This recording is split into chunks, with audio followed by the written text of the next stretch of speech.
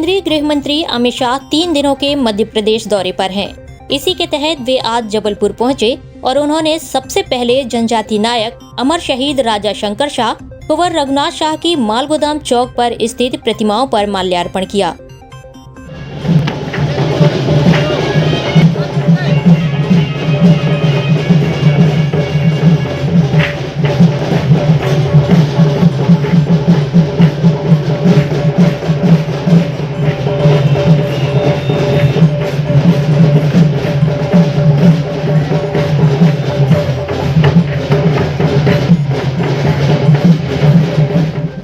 मालगोदाम चौक पर आयोजित इस कार्यक्रम के दौरान कार्यक्रम स्थल पर जाने को लेकर भारतीय जनता पार्टी के कुछ नेताओं और कार्यकर्ताओं की पुलिस के साथ झड़प भी हुई।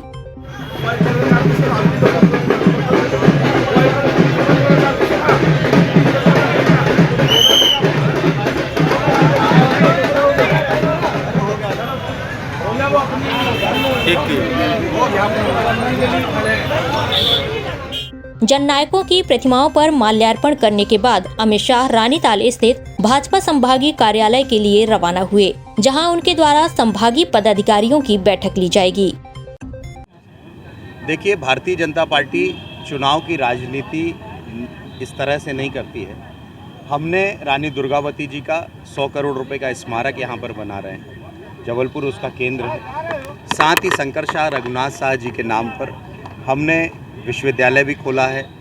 इसके अलावा चाहे वो टांटिया भील हों और अन्य जो महानायक हैं, वो सारे महानायकों को भारतीय जनता पार्टी हमेशा से याद करती आई है। ये काम कांग्रेस कर सकती है। इस देश के राष्ट्रपति बनाने का काम भी जनजातीय समाज को नेतृत्व देने का काम भारतीय जनता पार्टी ने किया है। इसीलिए चूँकि पिछले बार भी जब भाई साहब यहाँ पर आए थे, आदरणीय अमित शाह जी, उन्होंने यहाँ पर माल्यार्पण किया था और आज वो बैठक लेने के लिए आए हैं।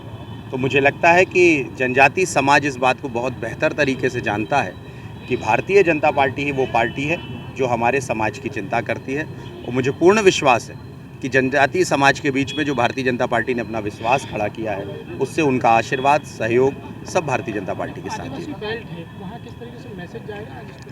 देखिए, मैसेज तो पहले से ही है कि विकास का काम भारतीय जनता पार्टी करती है और सिर्फ वोट बैंक समझने का काम कांग्रेस करती है।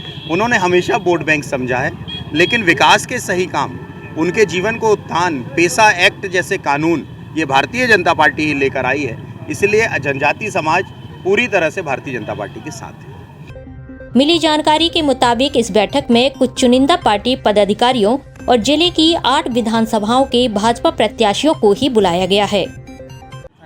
भारतीय जनता पार्टी हमेशा से महापुरुषों का और विशेष करके आदिवासी महानायकों का हमेशा सम्मान करती रही है और आज इसीलिए भारत सरकार के गृह मंत्री यशस्वी अमित शाह जी आज जब जबलपुर आए हैं तो सबसे पहले उन्होंने आदिवासी महापुरुषों की मूर्तियों पर उन पर माल्यार्पण करने का काम किया है, अपनी भावांजलि व्यक्त करने का काम किया है। जिन्होंने समाज में एक सकारात्मक संदेश दिया है, उनसे आज सकारात्मक ऊर्जा उन्होंने स्वयं भी प्राप्त की है और समाज में कैसे सकारात्मक ऊर्जा रहे, इस चुनाव में सकारात्मक ऊर्जा रहे, इसके लिए आज उन्होंने यहाँ पर कामना की है। देखिए, ये केवल चुनाव का मसला नहीं है। भारतीय जनता पार्टी ने हमेशा से आदिवासी महानायकों का, महापुरुषों का सम्मान किया है।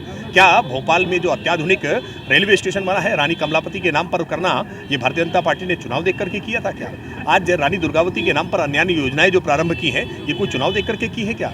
आदिवासी महापुरुषों का सम्मान करने का की परिपाटी भारतीय जनता पार्टी की पुरानी है, ये कोई चुनाव देख करके नहीं है। आज जब जब भी उनका आना होता है, बड़े नेताओं का आना होता है, हम अलग अलग स्थानों पर सभी जो महापुरुष हैं जिनका समाज जीवन के लिए उपयोग रहा है, हम उनको भावांजलि अपनी व्यक्त करने का काम करते हैं।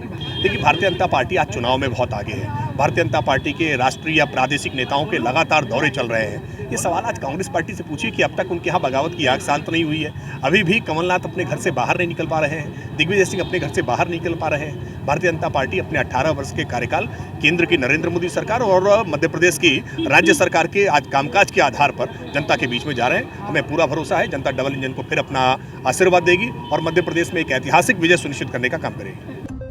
केंद्रीय मंत्री अमित शाह की अगवानी के लिए भाजपा प्रदेश अध्यक्ष वी.डी. शर्मा और केंद्रीय मंत्री प्रहलाद सिंह पटेल भी मौजूद रहे।